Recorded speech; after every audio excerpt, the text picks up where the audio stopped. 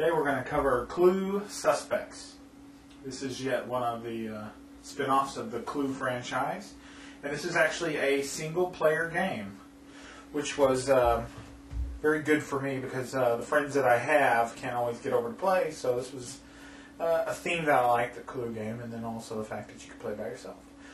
It has 60 spine-tingling murder mystery brain teasers, and basically there are what appear to be 2 levels of difficulty, and we'll take a look there. This is made by Winning Moves Game, and it was released back in 2006.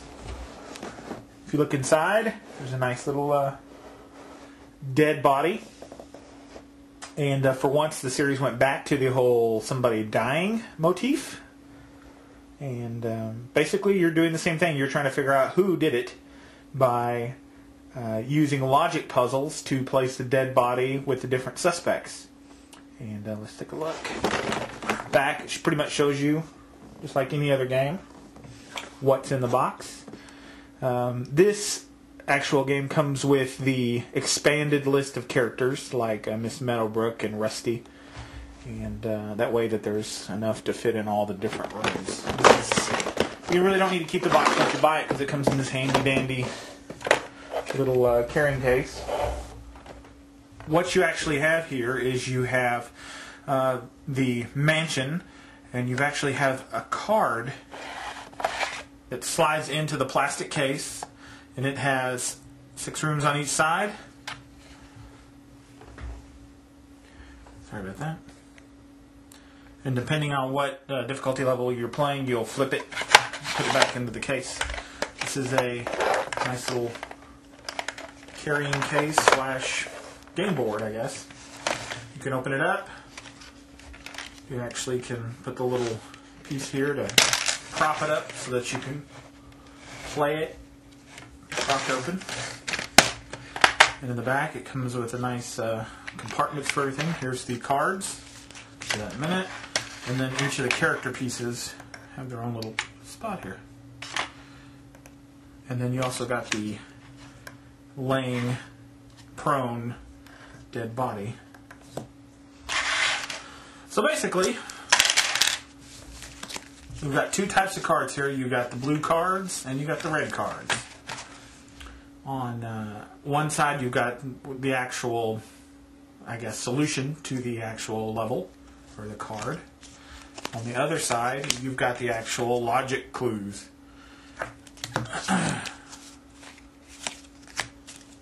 So here's the way it goes. Your earlier clues, they all have numbers.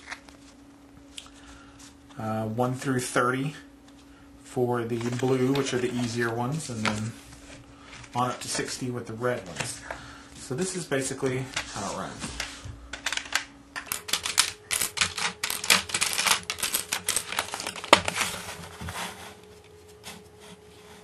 I'm going to give you a quick example of exactly how this game goes. So what you do is you start out by reading the clue card.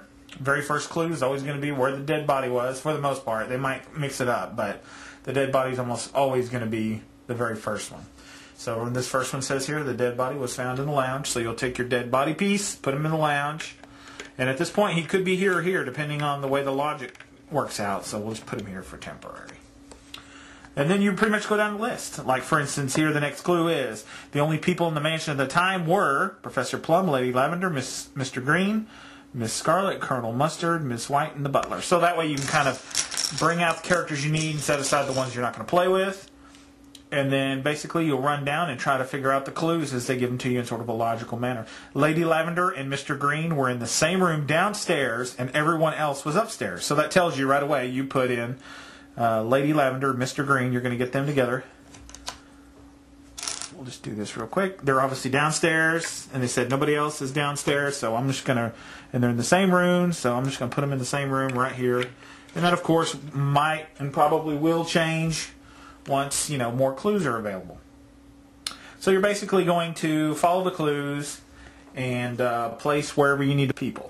So this game does have one character that I did not notice in Clue Mysteries. One of the extended characters, and that was the butler.